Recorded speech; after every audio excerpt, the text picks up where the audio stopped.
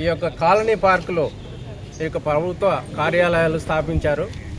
ఈ ప్రభుత్వ పార్కులో ఈ ప్రభుత్వ కార్యాలయాలను తీసివేయాల్సిందిగా మేము కోరుతున్నాం. ఎందుచేతనంటే ఈ స్థలం దాదాపు 30 ఎకరాలు. ఈ 30 ఎకరాలు హెచ్ఎండి లేఅవుట్లో 1982లో ఇది స్థాపించబడినది.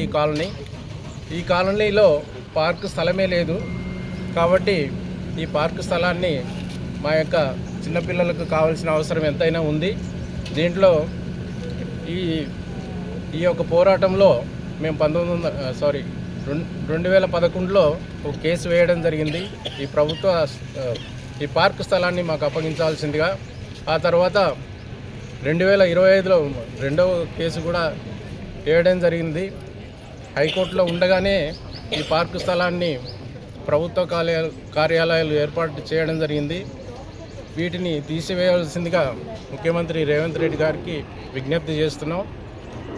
వారు దయతలిచి మా పార్క్ స్థలాన్ని మాకు అప్పగించవలసిందిగా కోరుచున్నాం.